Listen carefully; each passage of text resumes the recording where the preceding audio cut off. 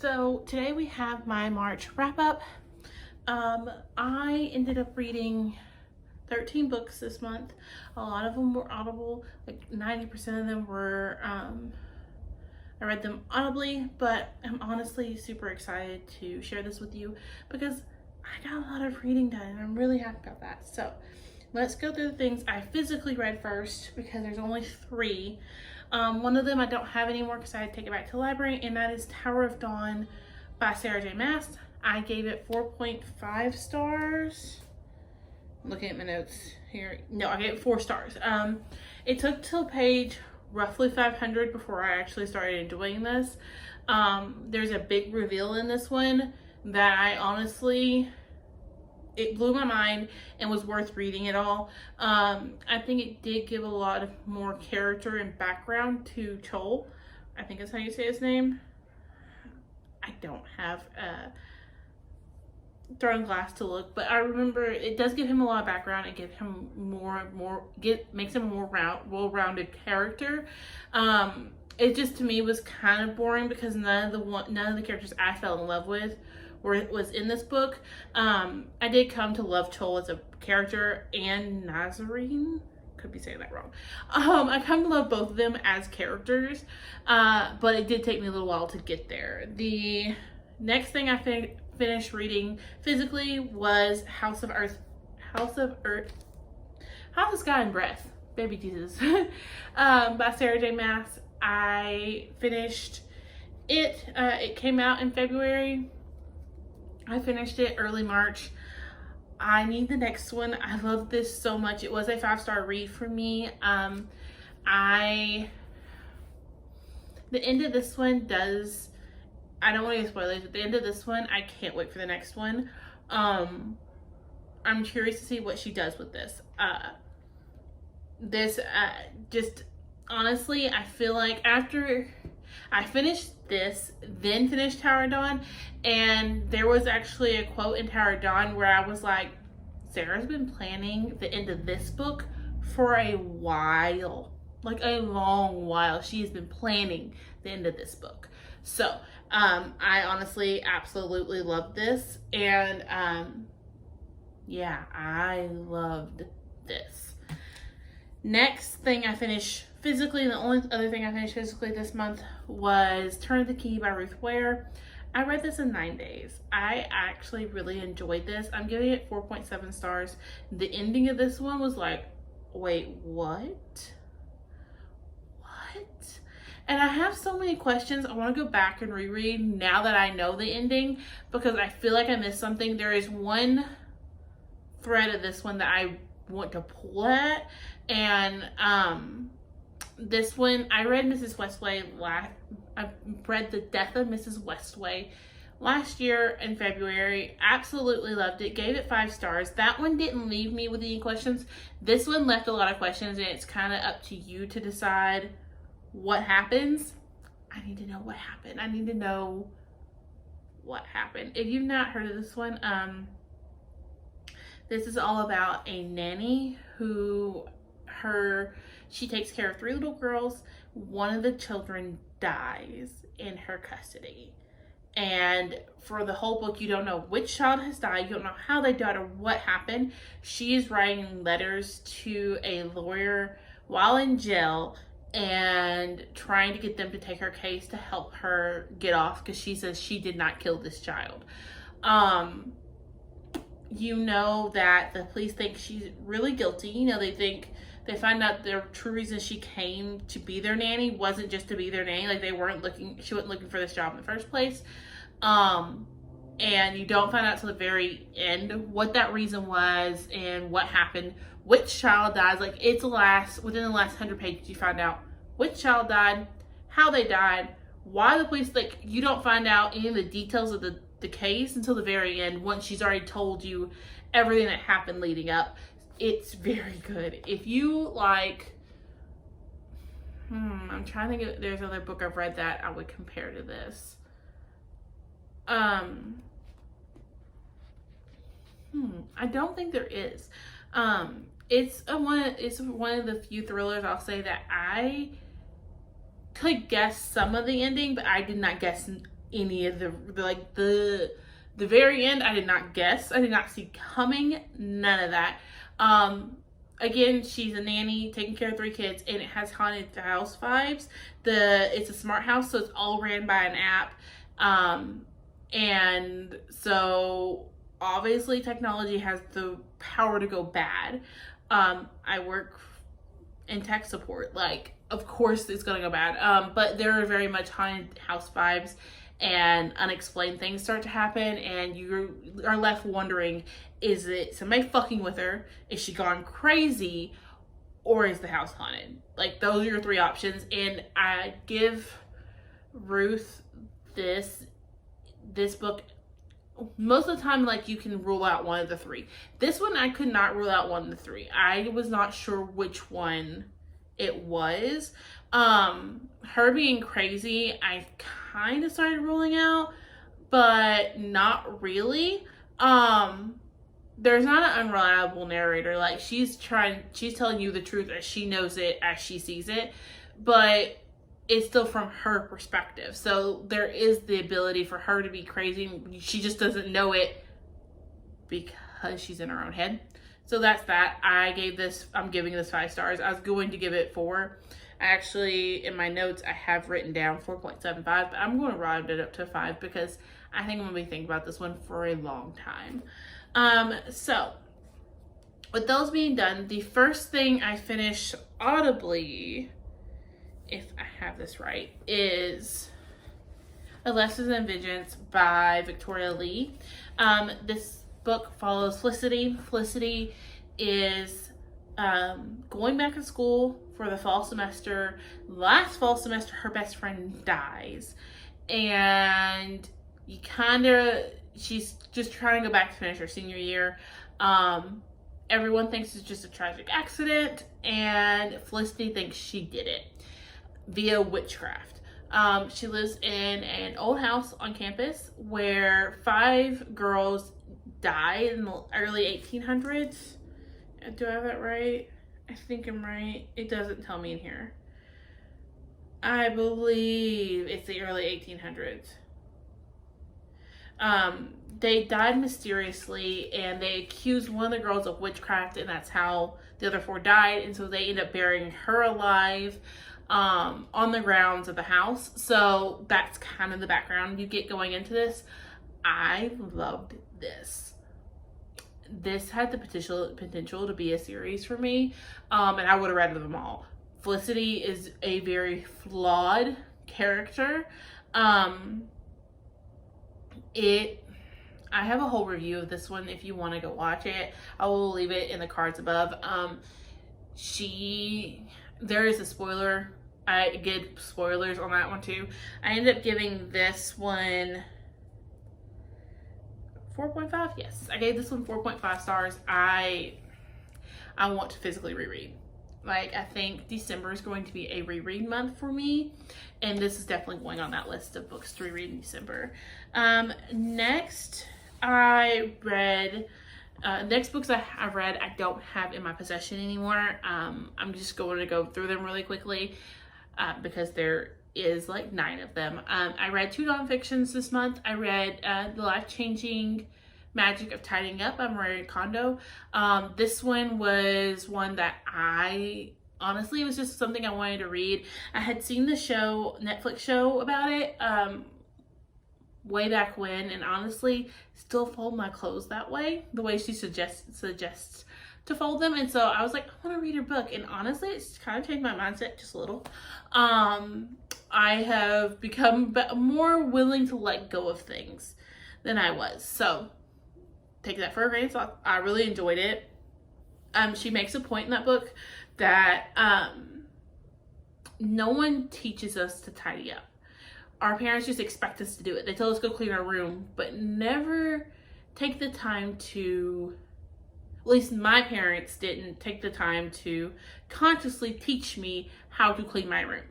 Like, they cleaned it with me, but they never tried to teach me. They just did it for me and expected me to learn via watching them.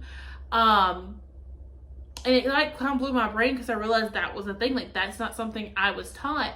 And then I was talking to still not sure what to call her. I was talking to the woman I love, and she mentioned that her mom did teach her. Like, her grandmother, her mother, her grandmother, they all consciously taught them to clean. So it was just like an aha moment for me that, you know, sometimes we expect children to do things that we never consciously taught them to do in the first place. And sometimes we don't expect them to do things that they just grabbed on and learned from watching. So it was just like a aha moment in my brain for that one. And I probably wouldn't have got that if I hadn't read that. So I did get something out of it. I don't feel comfortable rating nonfiction at this time because I don't read enough of it to rate it like I do fiction. Right now, the way I look at nonfiction at the moment is, did I get something from this? Did I learn something from this book that I am reading? And yes, I did. So that was very much a win in my thoughts. The next nonfiction I finished is Unfuck Yourself, Get Out of Your Own Head. I think that's the official title. I know it's Unfuck Yourself because when it had a cuss word in the title, Destiny needed to read it. That one honestly changed the way I look at life right now. And my mind's still kind of reeling from that one. And I'm still trying to wrap my head around it, really, of what I think of that. Because it's basically, he basically talks about how we have all this talk we give ourselves. Like, our thoughts have power, and we talk to ourselves all day long. Not out loud, but in our heads. And that talk in our heads is what determines what we're doing and how we're doing it. And he talked about how you're not failing at life. You're not failing at anything. You're winning at something. And when you think about it that way, it really shocks the shit out of my system. When he said that, I was like, wait a minute. I didn't get laundry done today. So I won at the battle of not doing laundry. Like, I won. I won something today. And now my brain automatically every night goes, what did I win today? Am I proud of what I won? Am I proud of what battles I won against my own self-talk, against, you know, life itself? And I don't know. It's made me look at my days differently. And I'm kind of loving it. My brain's still trying to wrap around it. I may listen to it again because it was really, really short. It was only a 3-hour audiobook, and I listened to it at 2 times speed because 1 time speed sounds like they're a robot and they're talking to me like I'm stupid and I can't do it. So I actually really, really loved it. Again, nonfiction. Since I finished it and learned something, it's a good day in my book. The next thing I finished, well, I'm not going in the order of I read these by any means. But the next audiobooks I want to talk about is I read the entire Lunar Chronicles by Marissa Meyer. Your girl decided to binge them. I started Cinder 6 times. I got about 2 hours in each time and quit. It did not hold my attention. I was not interested. And so this last time I picked it up and listened to it audibly, I was like, okay, we're going to finish it. It's one of those I want to finish to say I finished, and it's just not for me. I finished it and immediately went into Scarlet. Like, by the time I was at I had an hour left to skip the Cinder, I went ahead and downloaded Scarlet, finished Cinder, and started Scarlet. I honestly thoroughly enjoyed it. If you don't know what I'm talking about, Cinder is about a cyborg mechanic who lives in New Beijing. She lives in what's called the Eastern Commonwealth, and she is a mechanic that fixes different androids and things for the common people, humans. Okay, so the one day the prince shows up at the local farmer's market where she's set a booth up to make money fixing these androids and things for people. And he has his android Nancy, and he asks if she can fix her. And so Cinder says, yeah, I'll take a look at her, and things kind of take a take a toll from there. Cinder has to learn more about her own past and secrets and save a whole, like, country, basically, of people.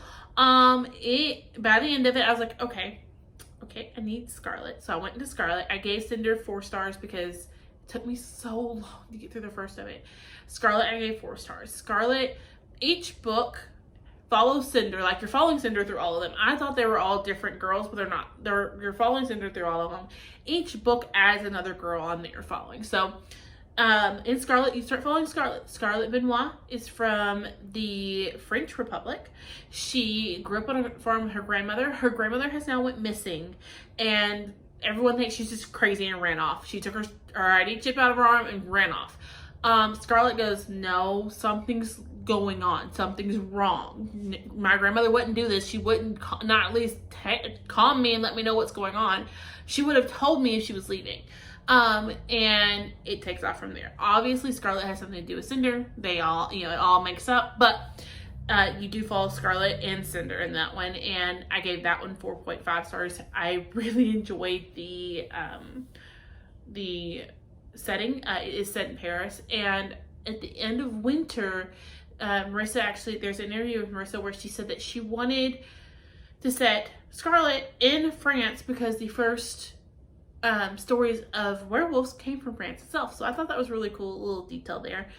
And then number 3 is Crest. And Crest is stuck in a satellite orbiting the Earth and has been stuck up there for like 10 years. Her and Cinder meet in the first book. You do meet Chris in the first book. I'm not going to tell you how or why or any of that, but you do meet Chris in the first book. And so Crest sets out to help Cinder and Scarlet. And basically Crest says, I will help you, come save me. And that's how that starts. Crest is kind of one of my favorite characters. She's very much sheltered. She's been in the satellite since she was like 8, 9. And has never really had contact with anyone else except like one person. And so Crest is just like shocked and nervous about meeting people, and I have a soft spot for Crest. And then the last one is Winter. Winter, obviously, Crest follows Crest and Cinder, and you continue with Cinder's story, and you're also following Crest's story too. Winter, the last one, is the longest out of all of them. It's a 24-hour audiobook. I read it in one day. I needed to know all the details. Winter follows the princess that's on the Luna, on the moon. There is a colony on the moon. It's called Luna. She's the princess there, and you start following her. She is going insane. Lunars have a gift to manipulate bioelectricity, I think is what they call it. I know it's bio something like that. And Winter has refused to use her gift. Refuses to use her gift. So since she refuses to use her gift, she has now started going crazy, and she has hallucinations. Like, the girl is going crazy. And obviously Cinder again. You're gonna follow Cinder, but you're also now following Winter. You're following her story, and guys, it's such a wild ride. Crest, I gave 4.75 stars because, again, I have a soft spot for her. And then Winter, I'm giving 5 stars because my brain's still playing that through and really wants to read it physically. I finished this whole series this month, though, and I finished it within a week because I honestly enjoyed it that much. I'm giving the series overall 5 stars because it is a series that I want to go reread and I want to own physically. Next, I picked up Every Heart a Doorway, and I finished Every Heart a Doorway, Down Among Sticks and Bones, Beneath the Sugar Sky, and then I also did Come Tumbling Down because I had Come Tumbling Down and the 4th one checked out from the library, and I thought Come Tumbling Down was before the 4th one. I thought it was the 4th. It's not, it's the 5th. So I did read them out of order, which is fine. Every Heart a Doorway is not a series you have to read in order. You can read them however you want. But I did read them out of order. I gave Every Heart a Doorway I gave them all 5 stars. While I'm looking at my notes, I gave them all 5 stars. Every Horror Doorway follows the school, and you start out with someone is murdering the students and you don't know who. Your main character is Nancy, so you're in Nancy's POV, and she came from an underworld where she had to stand very still. She served the lady and the Lord and Lady of the Dead, basically Hades and Persephone, and she had to be very still, and everything's black and white, and her family wants her to be her again. Every Horror Doorway is about these children who find these magical doorways and end up in a world that is made for their heart. These worlds reach out to these children because they're perfect matches. That's their home. And so Nancy, the Lord of the Dead, tells her, you need to be sure before you come back here. I need you to be 100% sure you want to be here, and sends her home. And now Nancy, like the rest of the children at the school, are trying to find their way back to their worlds. And so it was so good. They're so short too. The audiobooks are only like 3 or 4 hours long a piece. I think the longest one so far I picked up was 5 hours. They're so good, and they kind of read like short stories. They're all standalones really, but they all follow these children who have been to these magical doorways. The second one, which is Down Among the Sticks and Bones, you're following Jack and Jill and how they got, and their story, and how they ended up in their door, what happened when they went through their door, and how they ended up back at the school. Jack and Jill so far are my favorite characters. I love Jack so much. Come Tumbling Down actually follows Jack and Jill as well. So if you read Every Horror Doorway and you don't really care about the rest of the kids, you just want to keep with Jack and Jill, those are the two you want to read. Again, I love the twins. I love Jack in particular. Jill, I could take or leave, but Jack I do truly love. And then Beneath the Sugar Sky follows a new character, and Sumi. It follows Sumi's daughter, and Sumi's daughter comes looking for her. I'm not going to tell you what happened to Sumi. Well, I guess I can tell you what happened to Sumi because it happens. I don't want to tell you what happened to Sumi. I don't want any spoilers. So she comes looking for Sumi, and they go off on a quest to find Sumi. And then I'll tell you what Come Tumbling Down's about. And then the one I'm currently reading, I can't remember the title, but it follows Lundy, who is their group psychologist, basically. You find out in the first book, Lundy is aging backwards. So every year she gets supposed to get older. Y'all, Lundy's getting younger. So she looks like 8, but she's a grown woman stuck in an 8-year-old's body. And I've started that one. I'm about halfway through. And from what I can tell, Lundy has always been a grown person stuck in a child's body, but I am honestly loving it too, and I can't wait to see where this goes. But that's everything I read in March. Now I'm going to go to the voiceover. I'm going to show you a few statistics for March, and we'll go from there, and I'll give you the closing and everything. So let's go ahead and take a look at that. Okay, so first we have my moods for the month, the breakdown of star ratings of what I gave each book. And then I use Storygraph, so it actually breaks it down for genres for me already. When I look at the monthly view, these are the pages read. There is a spike there. That's just where I finally started using Storygraph again and added all the books I had read already. And then this is percentage of fiction and nonfiction. So I was a little off. It was 86% nonfiction or fiction, but you know. Okay, so here is everything I read this month. Again, it was 14 books, 12 fiction, 2 nonfiction, which is really good considering that last year I read 0 nonfiction. The year before I can only think of maybe 1 I read. So I'm really proud of that. I will see y'all in my next one. Bye, guys.